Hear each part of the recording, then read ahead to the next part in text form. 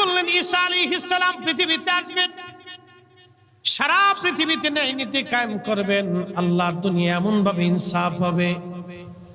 আল্লাহ রাসূল বলেন শুধু ন্যায়ের কারণে একটা ডালিম ফল এত পরিমাণে বড় হয়ে যাবে, সারা গ্রামের মানুষ একটা ডালিম খেয়ে শেষ করতে পারবে না। একটা গাভীর দুধে এত পরিমাণে দুধ আসবে শুধু ন্যায়ের কারণে, আল্লাহু আকবার, সারা গ্রামের মানুষ দুধ খেয়ে শেষ করতে পারবে না। একবার জোরে বলা যাবে কি সুবহানাল্লাহ। যদি ইনসাফ প্রতিষ্ঠিত হয়, একটা কথা মনে রাখবেন, যদি ন্যায় প্রতিষ্ঠিত হয়, যার যার অবস্থান থেকে শেষে ন্যায় কাজ করে, অন্যায়টা যদি প্রশ্রয় না করে, অন্যায়কে সমর্থন না করে, অন্যায়কে প্রশ্রয় না দেয়, সবাই সবার অবস্থান থেকে যদি তার নীতির উপরে অটল থাকে, তাহলে দুঃখ, লেশ, অভাব, অনটন এদেশে থাকবে না। এটা আমার কথা না, এটা আল্লাহর কালাম, রাসূল করিম সাল্লাল্লাহু আলাইহি ওয়াসাল্লামের পবিত্র জবানের কথা। আপনি আজকে আমেরিকার দিকে তাকান, আমেরিকার দিকে তাকান, তাকায় দেখেন ওরা কোটি কোটি টাকার, বিলিয়ন কোটি টাকার মালিক। কারণটা কি? ওদের নারীরা অর্ধ উলঙ্গ থাকে। অর্ধ উলঙ্গ থাকলেও যায় দেখেন আমেরিকার ইউনিভার্সিটির ছেলেরা, তাদের মেয়েরা জিন্সের প্যান্ট পরে, হাফ প্যান্ট পরে, তাদের মেয়েরা ফিলিস্তিনের পক্ষে ন্যায়ের জন্য স্লোগান দিতেছে। আল্লাহু আকবার বলবেন না? হাজার হাজার স্টুডেন্ট আমেরিকার যায় দেখেন ফিলিস্তিনের পক্ষে এই অন্যায় যুদ্ধ বন্ধ করার জন্য তারা স্লোগান দিতেছে। যায় দেখেন স্লোগান দিচ্ছে অন্যায়কে বন্ধ করার জন্য। ওরা বিচার করে, ওদের আদালত ঘুষ খায় না, ওদের প্রশাসন ঘুষ খেয়ে ডান বাম করে না, ওদের নারীরা অর্ধ উলঙ্গ। যেই নারীরা অর্ধ উলঙ্গ হয়ে আদালতে বসে, সেই বিচারক পর্যন্ত টাকা খেয়ে ডান বাম করে না। আর আমার দেশে বহু দাড়িওয়ালা বিচারক নামাজ পড়ে দেয়, ভাস মাল নিয়ে একবারে সুন্দর করে লিখে দিয়ে দিচ্ছে, যাও গে। আবার খুব নামাজ পড়তেছে, শয়তানে হাসে, বাপরে বাপ কি চাচার চাচা, কত বড় বিচারক। শয়তানে হাসে, আমার স্মৃতি একবারে 7 গুণ বেশি শয়তানি। প্রিয় মুসলমান আমার, এইগুলি আমাদের দুহাতের রুজি। আল্লাহর কোরআন এই জন্য বললেন, দহারাল ফাসাদু ফিল বাররি ওয়াল বাহরি বিমা কাসাবাত আইদিন নাসি লিয়ুযীকাহুম বা'দাল্লাযী আমিলু লাআল্লাহুম ইয়ারজিউন।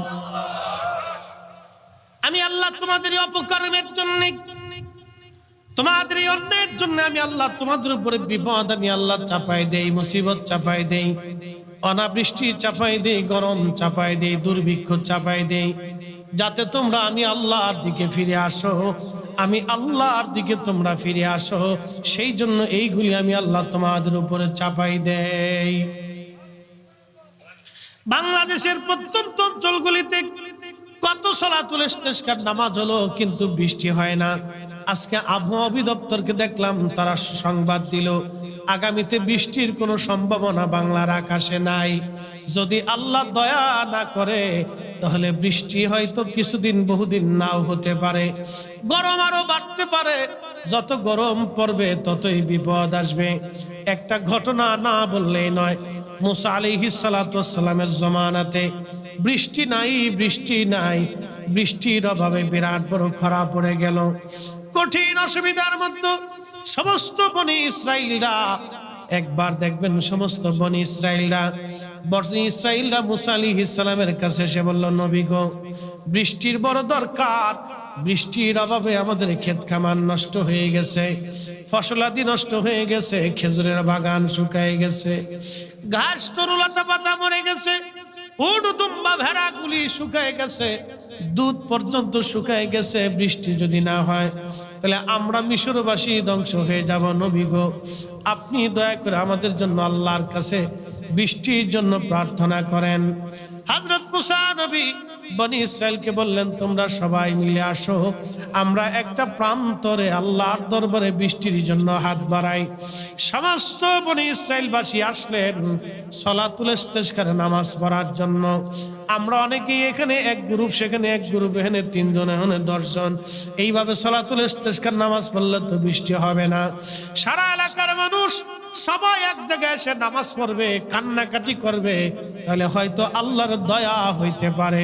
সবাই এসে তওবা করবে, তাইলে হয়তো আল্লাহর দয়া লাগতে পারে। যারা এসিতে ঘুমায় তারা কে তোরা চাইগে, আমরা তো এসি আছে, কি কথা কর না কে?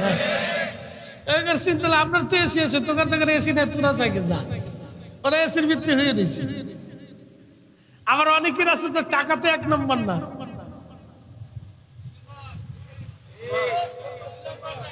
কথা কর না কে? ঢাকা শহরে যারা হাজার হাজার কোটি টাকার মালিক, সবার টাকা কি 1 নম্বর? এত আইব সালাতুল ইস্তিসকা পড়ার লাগে, এত নিজেই জানে যে আমার টেহাই তো ঠিক না, আমি এসির ভিতরে ঘুমাই, আমি সালাতুল ইস্তিসকা গেলে আরো বৃষ্টি হইব না, ও আইতো না, ওরা পাইবেন না জীবনে। হারিকেন ধরে খুঁজলেও, চাষা বাপ করলেও নামাজ আইতো। এই যে বনি ইসরায়েলের সমস্ত বনি ইসরায়েলবাসী, লাখে লাখে বনি ইসরায়েল উপস্থিত হলো বৃষ্টির আশায়। লাখে লাখে বনি ইসরায়েল আসলো বৃষ্টির আশায়, বৃষ্টির আশায়। বর্তমান যেটা বনি ইসরায়েল, এটা কিন্তু অরিজিনাল বনি ইসরায়েল না, এলো হলো ভাড়াইটা রোহিঙ্গা। আমরা যেমন রোহিঙ্গাদেরকে জায়গা দিয়েছি, বর্তমানে ইসরায়েল হলো এরকম রোহিঙ্গাদের মতো। ওদেরকে ফিলিস্তিনিরা ২য় বিশ্বযুদ্ধের পরে দয়া করে ফিলিস্তিনে তাদেরকে জায়গা দিয়েছিল। আর ওই সময় পশ্চিমারা, আমেরিকা, ব্রিটিশ, ওরা মিলিয়া, এই পশ্চিমা বিশ্ব, আমেরিকা, ব্রিটিশ আর ন্যাটো, ওরা মিলিয়া এইখানে ইসরায়েলদেরকে অস্ত্র দিল, টাকা দিল, সাহায্য দিল, অস্ত্র শস্ত্র দিয়ে আজকে ফিলিস্তিনের বিরুদ্ধে ওরা লাগাই দিল যুদ্ধ। ফিলিস্তিনের যেখানে তাদের ঘর বাড়ি ছিল, তাদের বংশের 1000 বছর ধরে ওরা এখানে বসবাস করে, ওদের পূর্বপুরুষরা এখানে বসবাস করে। আজকে ফিলিস্তিনিদেরকে হটাইয়া লক্ষ লক্ষ ফিলিস্তিনিদের জায়গা বাড়ি ঘর দখল করে নিয়া আজকে ইসরায়েল বাড়ি ঘর বানাইছে। ওরা দখলদার, ওরা জালিম, ওরা জুলুমবাজ। ওদেরকে যারা সমর্থন করে, সৌদির বাচ্চা, এরপরে আরব আমিরাতের বাচ্চা, এরপরে আপনার মিশরের বাচ্চা, তারপরে আছে জর্দানের বাচ্চা, ওরা সব কয়টাই ইহুদির পাঁচটা গোলাম, শয়তানের দালাল। কথা বলেন ঠিক কিনা? সব কটা শয়তানের দালাল, ইহুদির বাচ্চা। আরে 70-75 বছর ধরে ফিলিস্তিনের বাচ্চারা পর্যন্ত মাথা নত করে। আপনি দেখেন তো, বাড়ি ঘরগুলি বিরান করে ফেলছে বোমা মেরে মেরে। তারপরও বাচ্চাকে যদি জিজ্ঞেস করে, আলহামদুলিল্লাহ, হাসবুনাল্লাহু নি'মাল ওয়াকিল, নি'মাল মাওলা, নি'মান নাসির, এই কথা বলে বাচ্চা উত্তর দিয়ে দিতেছে। মা মরে গেছে, বাবা মরে গেছে, ভাই মরে গেছে, বোন মরে গেছে, পরিবার ও একা ছাড়া কিচ্ছু নেই, তারপরও সে ইসরায়েলের কাছে, ইহুদির কাছে মাথা নত করে নেই। আজ দেখলাম হামাসের মুখপাত্র মাথা উঁচু করে বলতেছে, আমরা আবার যুদ্ধ চালিয়ে যাব। 200 দিন যুদ্ধ করেছি, তাতে কি হয়েছে? আজীবন পর্যন্ত এই মাটিতে যতদিন পর্যন্ত দখলদাররা থাকবে, ততদিন আমরা মাথা উঁচু করে জিহাদ করে যাব, বাইতুল আকসার জন্য যুদ্ধ করে যাব। আরে ফিলিস্তিনের একটা বাচ্চার জুতার ওজন যা আছে, সৌদির বাচ্চার তত ওজন আল্লাহর কাছে নাই। এই বেঈমান মাথা নত করে দুহাবি, এই ওয়াহাবিজমটাকে, মুসলিমটাকে ধ্বংস করে দিয়েছে।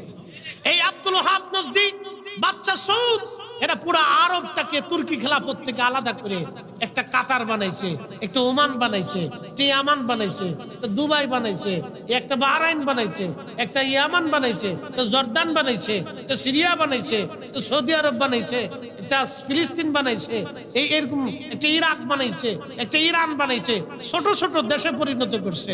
আগে এক সময় ইরান, ইরাক, মিশর, সৌদি আরব, জর্দান, ওমান, ইয়ামান, বাহরাইন, কাতার, দুবাই, কুয়েত, এইরকম আর সংযুক্ত আরব আমিরাত থেকে শুরু করে জর্দান দিয়ে ফিলিস্তিন দিয়ে একটা দেশ ছিল। এই একটা দেশ যদি আরব দেশ যদি একটা দেশ থাকতো, আজকে সারা পৃথিবীর কাফেররা মুসলমানদেরকে পায়ে সালাম দিয়ে তারপরে পৃথিবীতে চলতো। এই আব্দুল ওহাব নজ দিয়েছে, এই পুরো আরবটাকে খণ্ড বিখণ্ড করে দিয়েছে। আজকে ওরা আমার দেশে আইছে 8 টাকার তারাবির নামাজ বানানোর জন্য, ওরা আমার দেশে আইছে ইসালে সওয়াব বন্ধ করার জন্য, ওরা আমার দেশে আইছে দোয়া বন্ধ করার জন্য, ওরা আমার দেশে আইছে মিলাদুন নবী বন্ধ করার জন্য। হে বল্লাচরের মুসলমান, হে চট্টগ্রামবাসী, সুন্নি মুসলমান যতদিন জিন্দা থাকবে, প্রয়োজন বোধে রাসূলুল্লাহর দুরূদ ও সালাম আমার এই জমিনে ঘরে ঘরে ঘরে ঘরে চালু হবে। হাত উঁচা করে বলেন ঠিক কি না?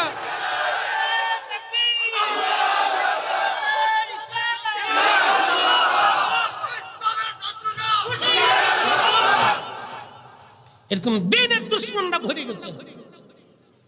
ওদের মৌলবীরা আমার দেশে আইছে আজকে 8 টাকার তারাবি বানানোর জন্য, মসজিদে ভেজাল বাঁধানোর জন্য, গ্রামে ভেজাল বাঁধানোর জন্য, আত্মীয়তার ভেজাল বাঁধানোর জন্য, মুসল্লি ইমামের ভেজাল বাঁধানোর জন্য, ভাইপুতের ভেজাল বাঁধানোর জন্য, সন্তান পিতার ভেজাল বাঁধানোর জন্য। এটা শাহজালালের জমিন, শাহপরানের জমিন, শাহ মাকদুমের জমিন, খান জাহান আলীর জমিন, খাজা বাবা আজমিরের জমিন, কুতুবউদ্দিন কাকির জমিন, নিজামউদ্দিন আউলিয়ার জমিন, মুজাদ্দিদ আল ফসানির দেওয়া ইসলাম, শেখ আব্দুল হক মুহাদ্দিস দেহলভির দেওয়া ইসলাম, শাহ ওয়ালিউল্লাহর দেওয়া ইসলাম। এদেশে কোনো আব্দুল ওহাব নজদির 5টা গোলামের দেওয়া ইসলাম এদেশে চলবে না। হাত উঁচা করে বলেন ঠিক কিনা? এই বাতিল ফেরকা আমার দেশে মাথা চড়া দিয়েছে।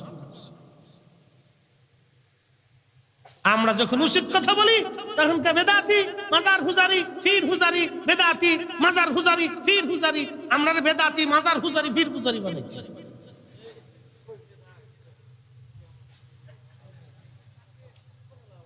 প্রিয় মুসলমান, খুব মনোযোগ দিয়ে, কঠিন পরিস্থিতির মধ্যে আমরা আছি। বলার ভাষা এগুলি আমাদের নাই, আজকে আমরা বড় কঠিন পরিস্থিতির মধ্যে আছি। বাজানো, খুব মনোযোগ দিবেন। হযরত মুসা আলাইহিস সালাতু ওয়াস সালামের বনি ইসরাইলের লোকেরা সবাই একত্রিত হলো সালাতুল ইস্তিসকার নামাজ পড়ে আল্লাহর দরবারে দোয়া করার জন্য। আল্লামা ইমাম আবুল ফারাজ ইবনুল জৌজি 900 বছর আগে উইনুল হিকায়াতের মধ্যে লেখেন, যখন মুসা নবী একত্রিত হলেন হাজার হাজার লক্ষে লক্ষে বনি ইসরাইল নিয়ে আল্লাহর দরবারে হাত বাড়াইলেন। আমরা সালাতুল ইস্তিসকা পড়ি, এখানে 300 এনে 200 ওনে 50 জন নিয়ে সালাতুল ইস্তিসকার নামাজ পড়ি। মূলত আমরা সবাই উপস্থিত হওয়ার কথা। এই 14 গ্রামে যদি সালাতুল ইস্তিসকা হয়, বৃষ্টি নাই, আমাদের সবাই যেতে হবে। আমাদের বাচ্চা কাচ্চা সহ সাথে করে ধরে নিয়ে যাওয়া লাগবে। নিজেরাও কাঁদতে হবে, তওবা করতে হবে, বাচ্চাদেরকেও কান্না করাইতে হবে। সবাই মিলে যখন আল্লাহর দরবারে হাত বাড়াবে তখন আমার মালিকের হয়তো দয়া লেগে যাবে। এটার নাম সালাতুল ইস্তিসকা। মুসা আলাইহিস সালাম সবাইকে নিয়ে দাঁড়ায় গেলেন। দোয়া চলতে লাগলো, কিন্তু দোয়া হয় কবুল হলো না। আল্লাহু আকবার। এমন একটা অবস্থা হলো যে আকাশের মেঘগুলি আকাশপুর থেকে উড়ে যায়, সরে যায়, আকাশ আরো পরিষ্কার হয়ে গেল। প্রচন্ড গরম আরো বেশি করে পড়া ধরল। বনি ইসরাইল ডাকতে বলল, নবী গো, আপনি না বললেন, আপনি সবাই নিয়ে দোয়া করলেন, বৃষ্টি তো হলোই না, আরো আমাদের প্রচন্ড গরম পড়ে গেল, কঠিন পরিস্থিতির মধ্যে আমরা পড়ে গেলাম। হযরত মুসা নবী ডাকতে বললেন, আমার বনি ইসরাইল, তোমরা শোনো, যার জীবনে গুনাহ আছে সে চলে যাও, যার গুনাহ নাই সে দাঁড়াও। যার গুনাহ আছে চলে যাও, যার গুনাহ নাই সে দাঁড়াও। যেতে যেতে অধিক মানুষ চলে গেল, যেতে যেতে অধিক মানুষ চলে গেল। অল্প কিছু বান্দা নিয়ে মুসা আলাইহিস সালাম আবার হাত বাড়ালেন, আল্লাহ বৃষ্টি দাও। বৃষ্টি তো হলোই না, আরো প্রচন্ড গরম শুরু হয়ে গেল। প্রচন্ড গরমে অতিষ্ঠ হয়ে যাচ্ছে মানুষগুলি। বলল, হুজুর, বৃষ্টি তো হলোই না, আরো গরম শুরু হয়ে গেল। মুসা আলাইহিস সালাম ডাক দিয়ে বলেন, উম্মতের, আরে জীবনে একটা গুনাহ যারো করছো, একটা গুনাহ যে করছো সে চলে যাও, একটা গুনাহ যে জীবনে করো নাই সে বসে থাকো। কি বুঝলেন? আল্লাহু আকবার। সব চলে গেছে, সব চলে গেছে, সব মাঠ ফাঁকা, লক্ষ লক্ষ মানুষ চলে গেল। ময়দানের এক কোনায় হযরত মুসা আলাইহিস সালাম তাকে দেখলেন, এক অন্ধ ব্যক্তি বসে আছে। সুবহানাল্লাহ বললেন না? কেডা বসে রয়েছে? কানা, কানা বসে রয়েছে, কানা। ডাক দে, ডাক দিয়ে বলতেছে, কানা, অন্ধরে, তুই কি শুনিস নাই? আমি বলছি একটা গুনাহ যে করবে সে চলে যাবে, তুই বসে রয়েছিস কেন? সব চলে গেল। অন্ধা ডাকতে বলতেছে, নবী গো, সবাই যদি চলে যায়, আমি বসে রইছি, ঘোষণাটা তো আমি শুনলাম। মুসা আলাইহিস সালাম গো, আমি অন্ধর জীবনে মনে পড়ে না আমি কোনদিন একটা গুনাহ করেছি।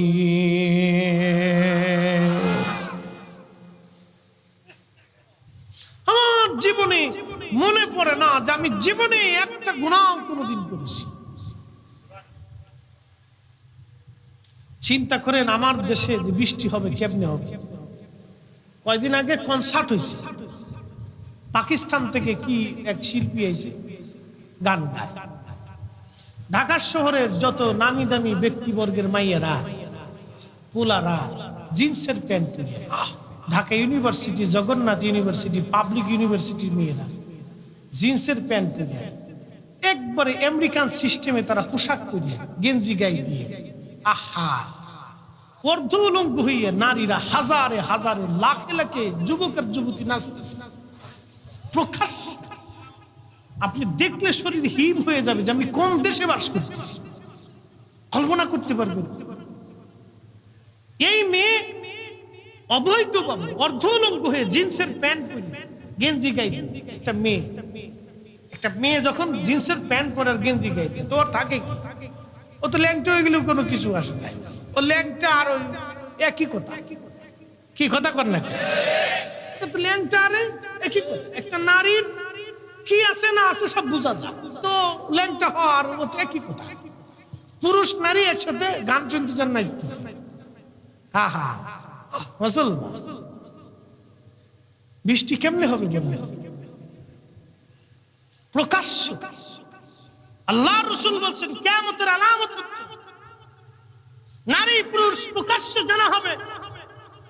আজকে রমনা গার্ডেন, বলদা গার্ডেন না হলদা গার্ডেন কি ঘোরার ডিম, একটা প্রত্যেক জেলাওয়ারি বিনোদন কেন্দ্রগুলি আছে, সি বিচ গুলি আছে।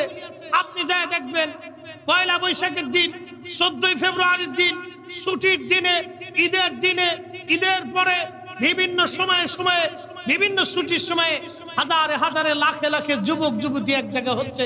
কারো মেয়ে, কারো সন্তান, কারো বউ, কারো বেটা, কারো নাতি, কারো পুতি, হা হা, যুবক যুবতী এক জায়গায় হচ্ছে।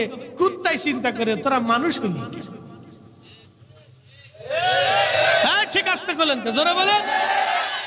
কুত্তাই চিন্তা করে দেখি যে তোরা মানুষ হইলি।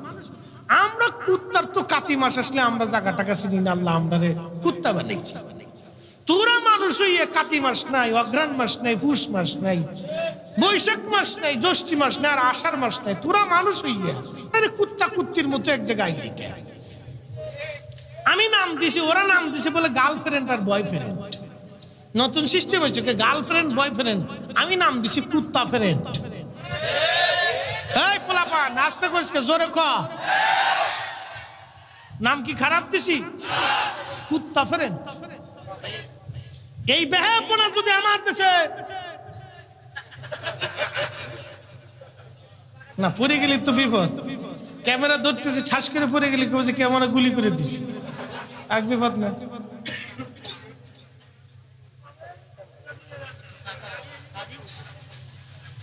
তুই তো জোয়ান মানুষ হয়ে বুড়া মানুষ মারার বুদ্ধি করছিস, তুই মনে করছিস এত মরে গেলে তোর বালা নাকি?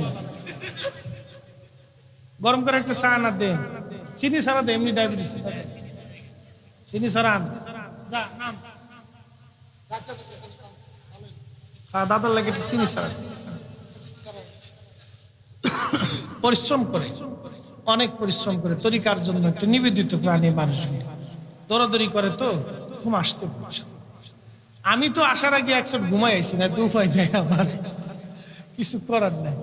যে গরম পড়তেছে তাল ঠিক থাকে না, তো খুব মনোযোগ দিয়ে এই পরিস্থিতি আমাদের চলতেছে, যার কারণে আমরা বিভিন্ন ধরনের আযাব গজব আমাদের আসতেছে।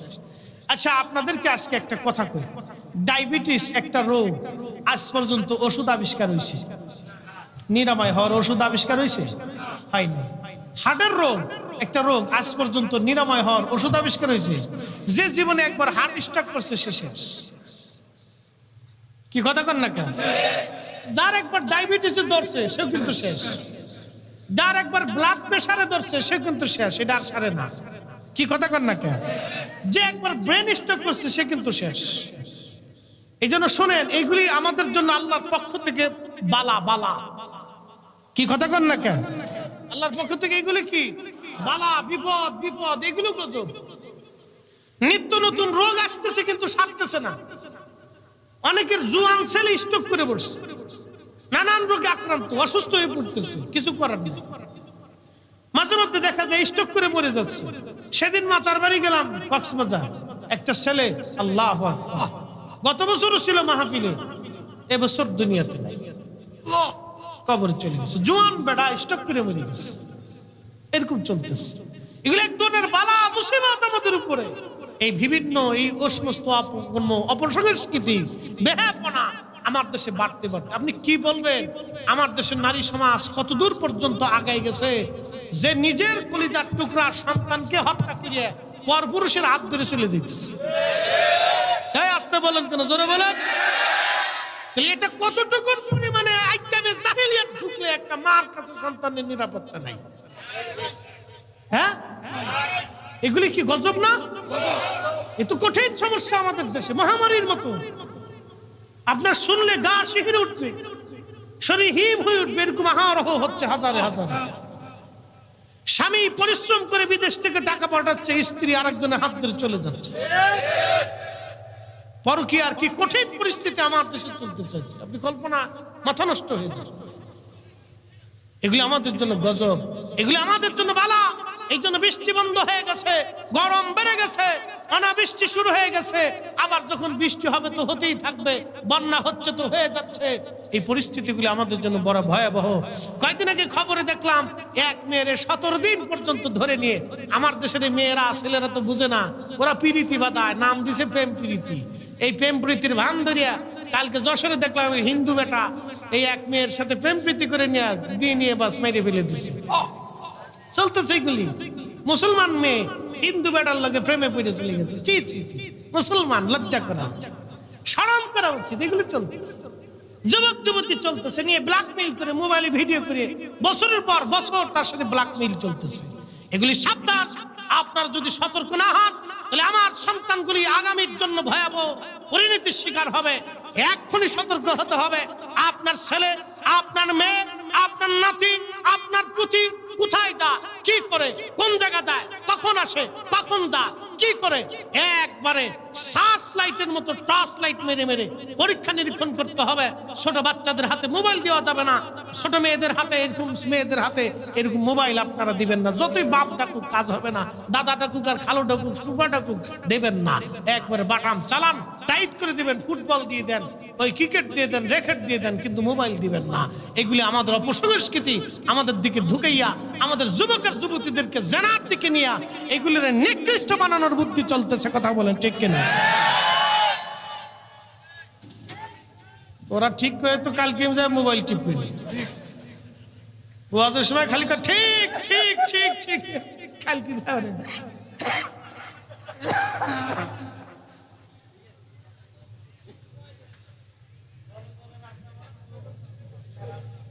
আগে আমরা খেলাধুলা করছি, আর ফুলাবান বয়ে থাকে মোবাইল টিপে। ও কয়েকদিন পর তো ডায়াবেটিস হয়ে যাবে। হ্যাঁ, চোখের সমস্যা হবে, ডায়াবেটিস সমস্যা হবে, কত নানান সমস্যা। আগে আমরা খেলাধুলার ছোটে আমরা হুঁশ পেয়েছি না, ওরা খেলাধুলার মাঠ পর্যন্ত নেই, করবে নাকি? কষ্ট হইতেছে আপনাদের? একসাথে বলেন তো আল্লাহু আকবার। না আরো জোরে বলেন। একটু দরুদ শরীফ পড়েন। আল্লাহুম্মা সাল্লি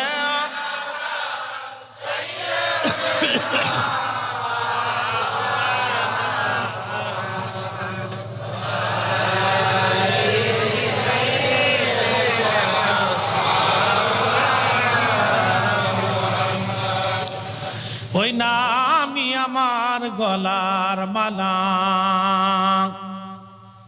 ওই নাম জপে মোর জোড়ায় জ্বালা।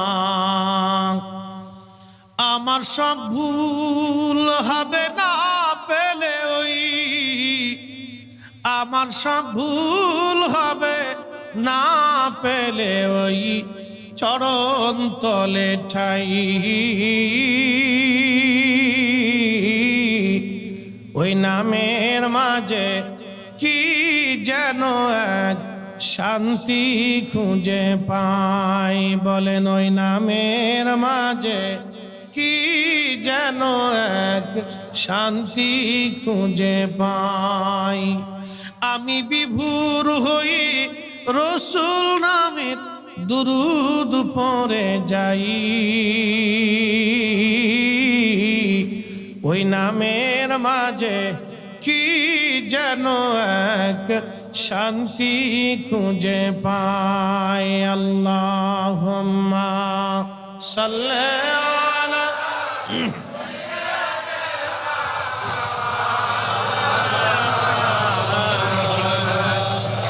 ওরে দাঁড়া পরে এত ব্যস্ত হইস না।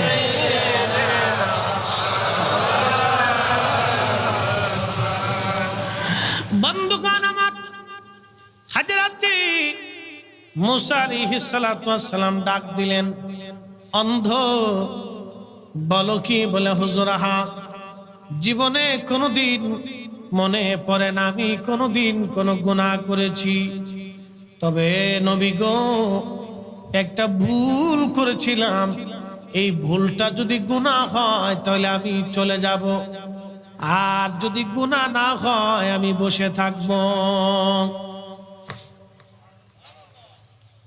কি ভুল করছিলি রে?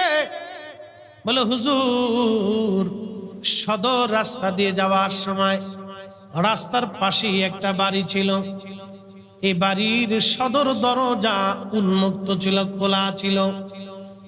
যখন সদর দরজা খোলা, মুসা নবী গো আমার চোখ ওই সদর দরজা দিয়ে অন্দর মহলে ওই মহিলার দিকে নজর চলে গেল। ঘরের ভিতরে নারীরা তো নিজস্ব হালতে সব সময় থাকে। আপনার আমার মা বোনেরা, আমাদের স্ত্রী এবং সন্তানেরা, পরিবারের সদস্যরা নিজস্ব আঙ্গিকে ঘরের মধ্যে বাড়িতে থাকে।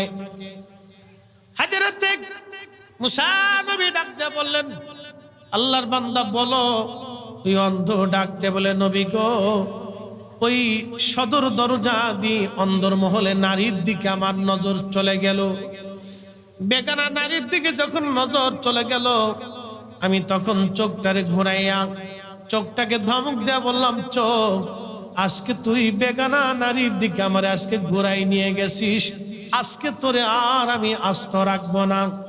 এই কথা বলে সঙ্গে সঙ্গে আমার চোখটা আমি নষ্ট করে ফেললাম।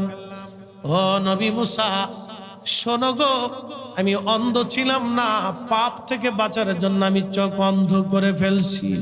হুজুর যদি গুনাহ হয় আমি চলে যাব, গুনাহ না হইলে আমি বসে থাকব।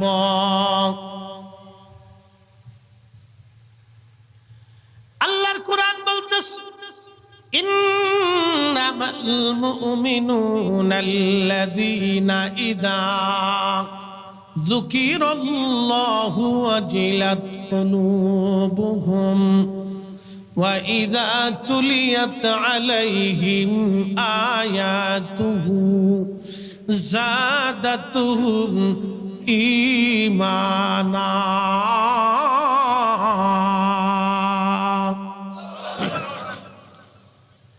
আল্লাহ ডাক দিয়ে বললেন, মুমিন তো তারাই যাদের স্মরণে আল্লাহর স্মরণ আসার সঙ্গে সঙ্গে অন্তরটা আল্লাহর ভয়ে থরথর করে কাঁপতে থাকে।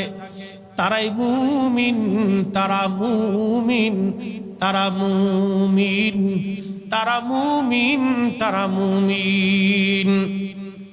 হযরতে মুসা আলাইহিস সালাতু ওয়াস সালাম ডাক দিয়ে বলেন, অন্ধরে তুমি তো গুনাহ করোই নাই, বরং গুনাহ থেকে বাঁচার জন্য তুমি এমন ভাবে নিজেকে শাস্তি দিয়েছ।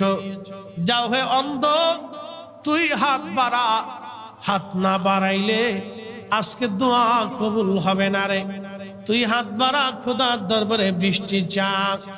অন্ধ আল্লাহর দরবারে হাত বাড়াই দিয়ে বলে, রাব্বি জানি গুনার কারণে তুমি বেজার হয়ে গেছো আল্লাহ, বহুদিনে বৃষ্টি না হওয়াতে জমিন উত্তপ্ত হয়ে গেছে, ফসলগুলি মরে গেছে, গাছপালাগুলি শুকিয়ে যাচ্ছে, উট দুম্বা ভেড়াগুলির দুধ পর্যন্ত শুকায় গেছে। তোমার বান্দাদের কষ্ট হয়, তুমি মালিকের দরবারে আমি গোলাম হাত বাড়াইছি, আল্লাহ বৃষ্টি না দিলে আমি আজকে যাব না। অন্ধ ওই আবিদ, ওই জাহিদ এইভাবে আল্লাহর দরবারে হাত তুলে বিনয়ী বিনয় কাঁদতেছিল। ইমাম যাহাবী, ইমাম জৌজি রাহমাতুল্লাহি আলাইহি কিতাবের মধ্যে তিনি লিখতেছেন, আল্লাহর আকাশ জুড়ে মেঘ হয়ে গেল, তুমুল আকারে প্রচন্ড গতিতে বৃষ্টি পড়া শুরু হয়ে গেল। চিৎকার মেরে জোরে বলেন আল্লাহু আকবার।